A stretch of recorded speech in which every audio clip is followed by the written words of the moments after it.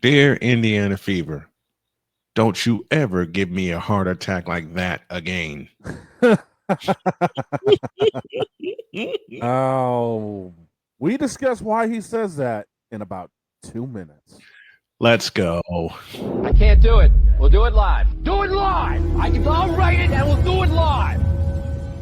Mister, will you please wake up, wake up, wake up, wake up, wake up?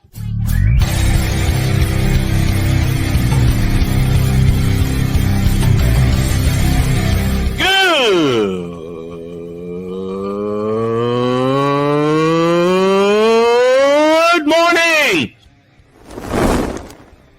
Snowman here to all you Brock Purdy and San Francisco 49er haters. Shut up. I got to thank you, Shane. I mean, whatever happened to the games where breaking 100 points was, I don't know, unusual?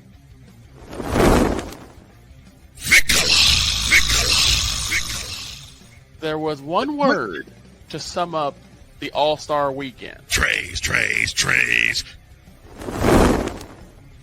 Cause we take this job so serious. Splash Brothers, yes. Ray Allen, replace him with Steve Kerr. Reggie Miller, yeah.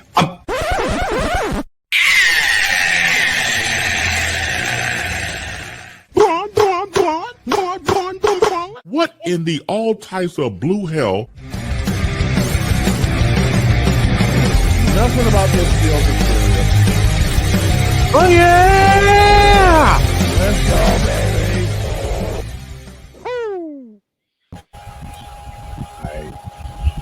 So, I had a heart attack yesterday. Everyone did. Yeah, I could see why after that game. Good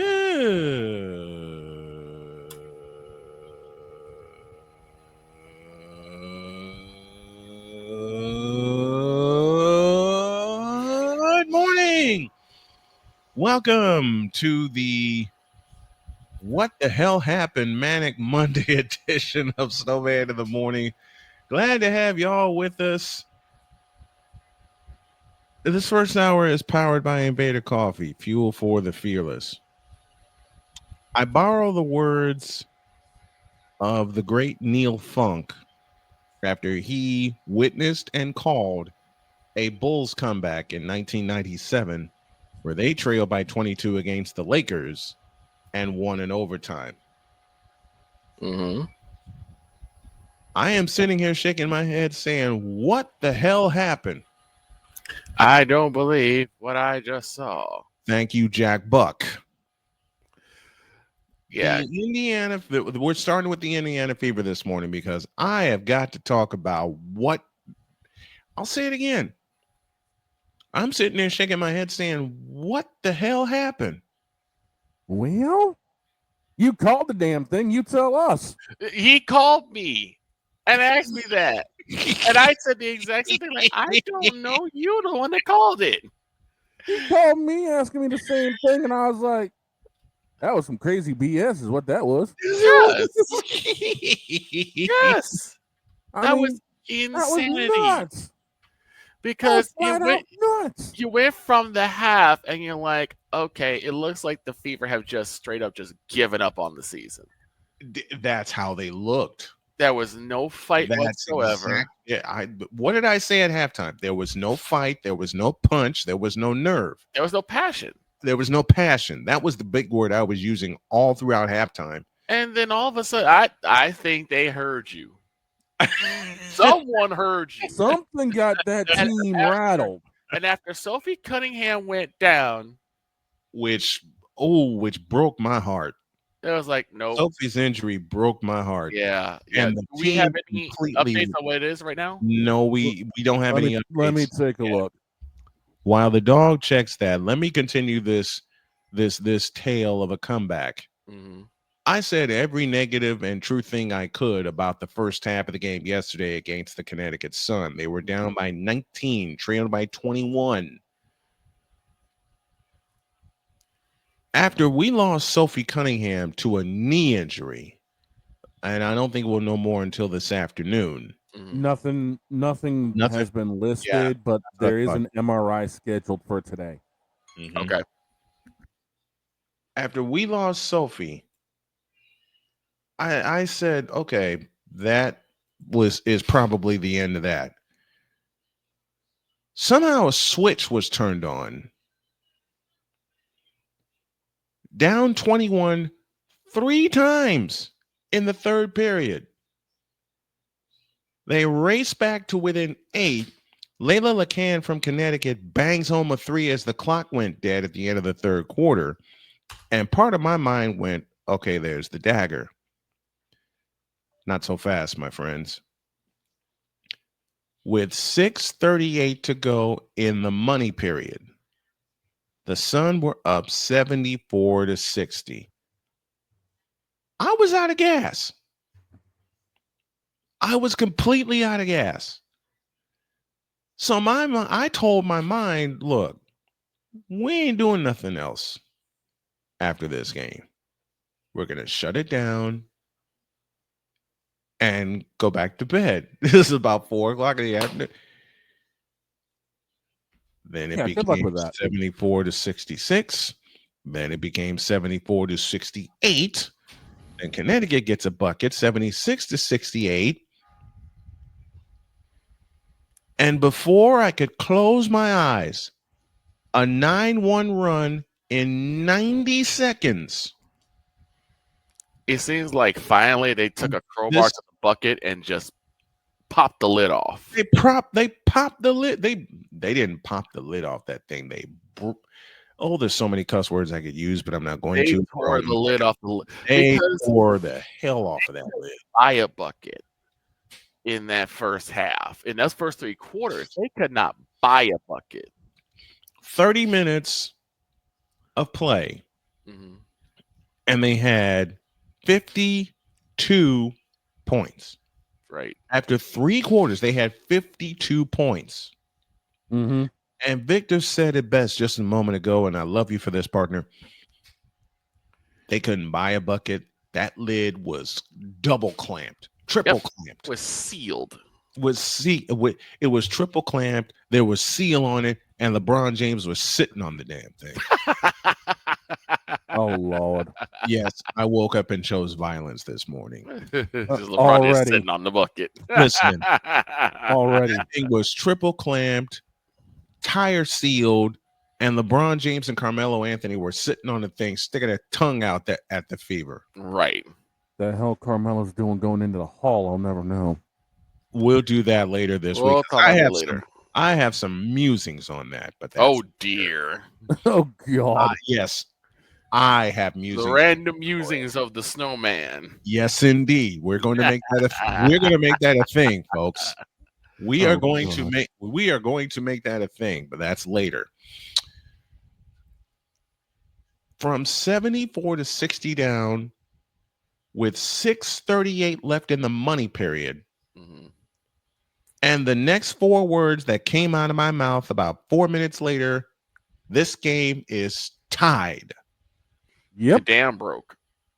That's what it was. The dam broke. The Man, it didn't Connecticut just Sun break. had, It shattered. the Connecticut Sun had a great showing defensively for 3.5 quarters. They played a sound game for 3.5 quarters. They played for 3.5 quarters. Thank you, Stephen A. Smith. I remember the skit. I remember the sequence. Yes. The sequence.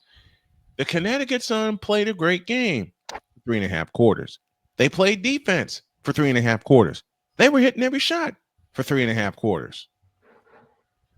And then the wheels fell off. For 34 minutes. The Connecticut Sun played an outstanding game for 34 minutes. They were hitting every shot for 34 minutes. They were blocking everything in the house and getting turnovers all over the place for 34 minutes. Mm-hmm.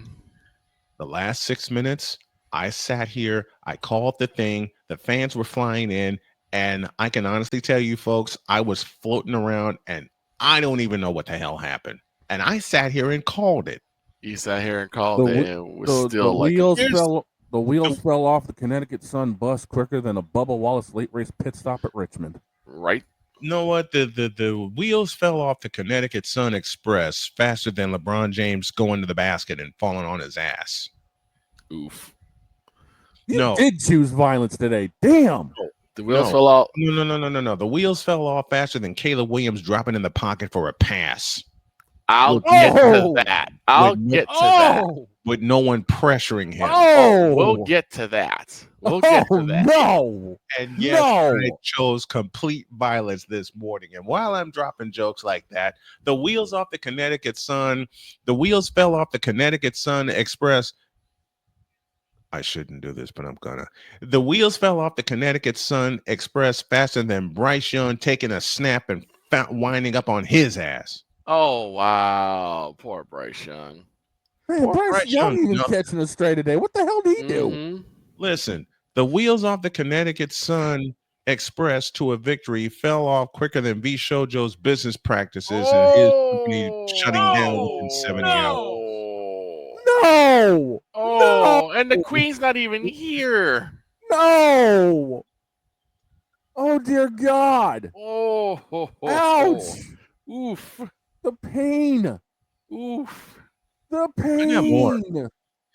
The wheels off the Connecticut Sun Express. The wheels fell off the Connecticut Sun. Let me think of it. The wheels fell off the Connecticut Sun Express faster than the Philadelphia Eagles pressuring Tom Brady to choke the ball away in Super Bowl 52. Oh, that's just wrong.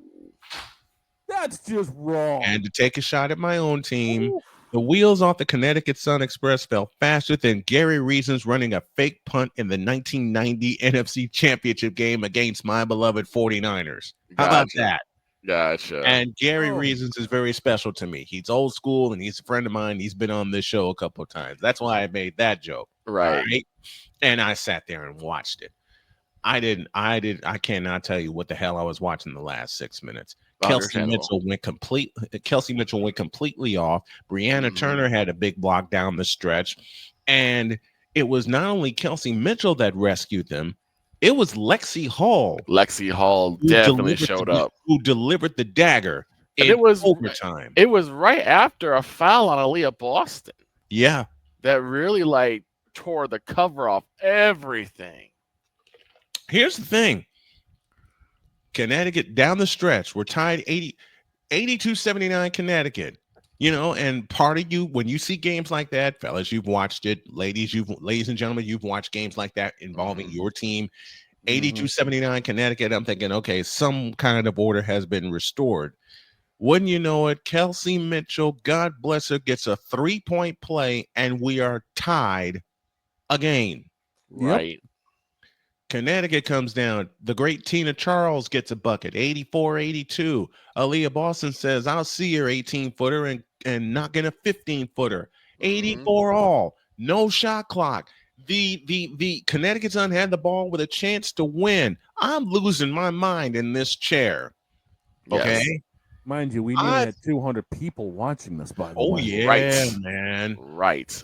But when the fourth quarter came on and the Fever were making their comeback, the viewership went through the roof. Yes, it did. I think you gained something like 20-odd subscribers. 21. Yes, he did. 21. 21. And to think we see Minnesota on Friday. If they have another game like that, oh, dear Lord. 84 apiece. Connecticut, all they have to do, no shot clock.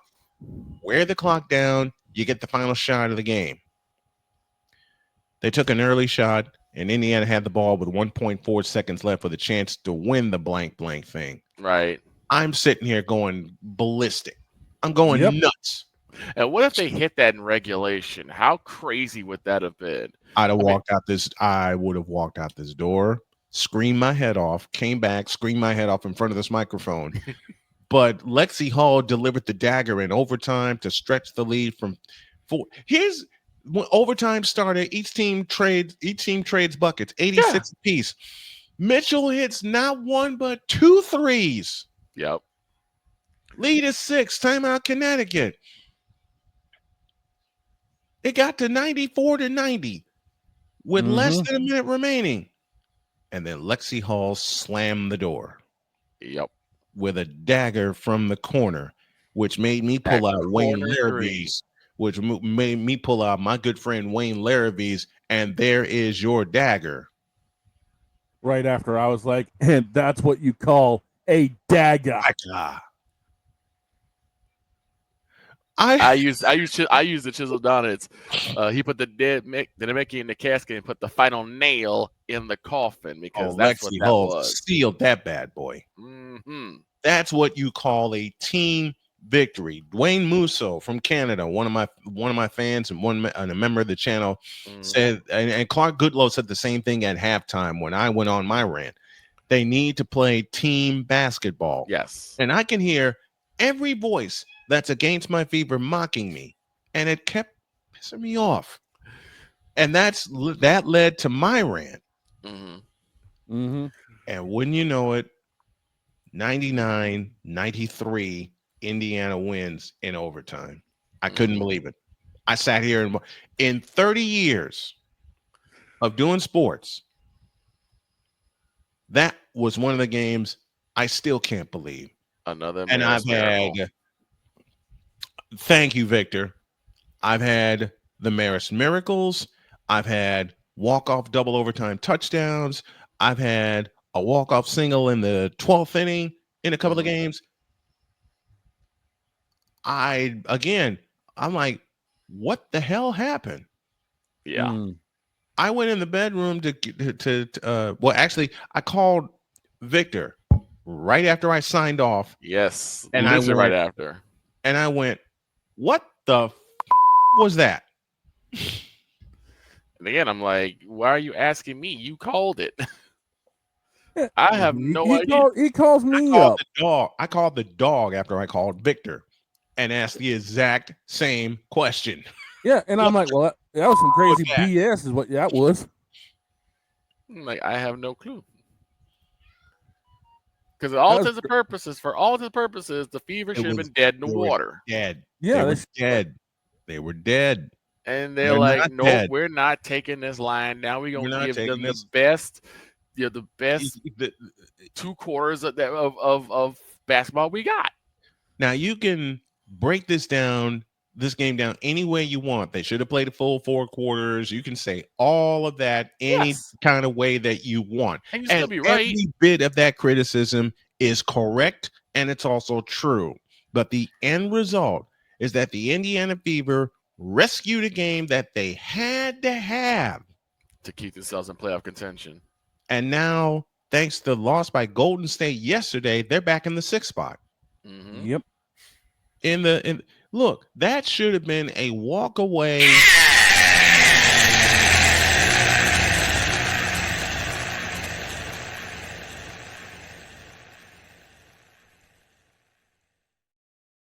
Yeah. Then the Fever woke up and told me, "You fool!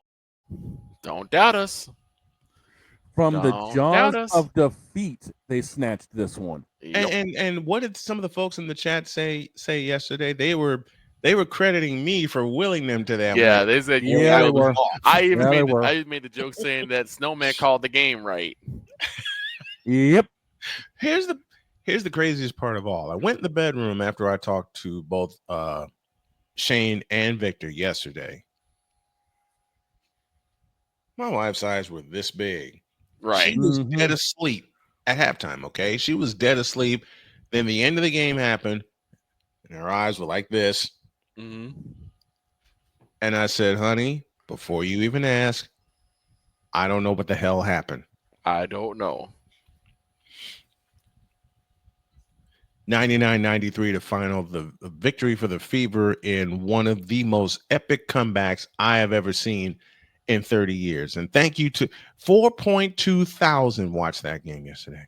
4,200 plus. And the number's still climbing.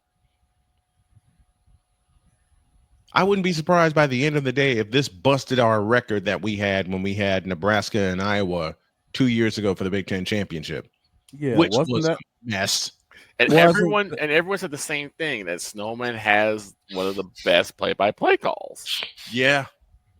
Wasn't the Iowa Nebraska game something like 50-odd views or something? 5,300.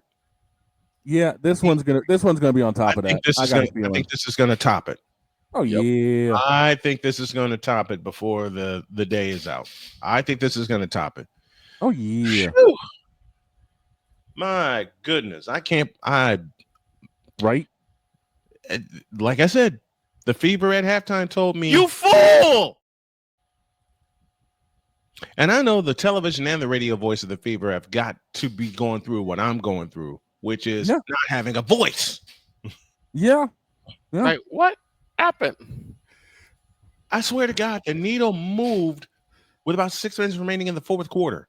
Oh, here's what the hell's going on out here? Yes. Thank you, late great Vince Lombardi.